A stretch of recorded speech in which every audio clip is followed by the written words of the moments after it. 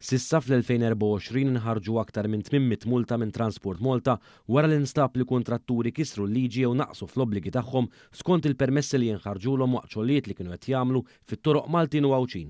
Dan joħroġ minn ċifri uffiċjali li rnexxielu jikseb One News u li saħansitra jmorru lura sa Ġunju tal-2023.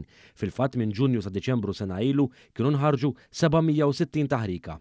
Sa dan it-tant din is-sena l-ammont f'dan it-tip ta' nfurzar baqa' wieħed b'saħħtu fejn ix-xahar ta' April waħdu ra l-aktar taħrikiet b'174. Dwar dan u aktar tkellimna ma' Jean-Claude Attard, Senior Manager fit-taqsima tal-infurzar ta' Transport Malta, u spjega l-proċess li minnu toħroġ taħrika fil-konfront ta' kontrattur li ma jkunx qed jimxi mal-obbligi tiegħu. F'każijiet fejn daw il-kondizzjonijiet mhux kollha jkunu onorati, min-naħa ta' uffiċjali ta' Transport Malta tinħareġ infringement l-kontrattur li jkun qed jaħdem mu f'każijiet anke ikollu jżarma, jiġifieri jekk jiġi rrapportat jew nkella uffiċjal tagħna li jkun qed idur jieqaf jiċċekkja l-kondizzjoni u jara li hemm xi ħaġa ta' periklu, eżempju, dan iwaqqaf ix-xogħlijiet u tinħareġ multa lill-kontrattur li ma kienx qed isegwi dawn ir-regoli. Attard spjegaw wkoll uħud mill-obbligi li għandhom jimxu magħhom il-kontratturi meta jkunu qed iwettqu xogħlijiet li jmissu mat-toroq Maltin.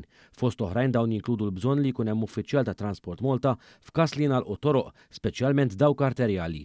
Dan apparti l-obbligu li l-kontratturi jimxu b'korrettezza mal-permessi maħruġin mill-awtorità. Ukoll flaxijiet, jiġifieri nafu li ħafna xogħlijiet isiru wkoll flaxijiet, irid ikun hemm is-sit armat tajjeb, is-sit ta' konstruzzjoni armat tajjeb bidwal fejn jaraw is-sewwieqa u naċċertaw ruħna li m'hemmx periklu kemm għas-sewwieqa u kemm għan-nies li jkunu għaddejjin hemmhekk bil-mixi biex naċċertaw li daw jistgħu jgħaddu minn dik it-triq mingħajr ebda periklu. Attard spjegaw wkoll kif ivarjaw il-multi li jinħarġu.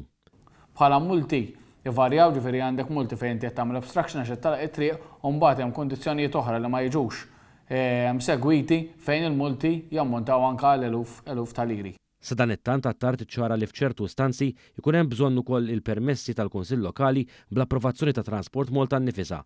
Dan speċjalment meta jkun se jsir xogħol li mhux ħajmissi triq iżda xorta waħda tirrikjedi li parti minnha tkun magħluqa fosthom pereżempju għal ġar tal-oġġetti.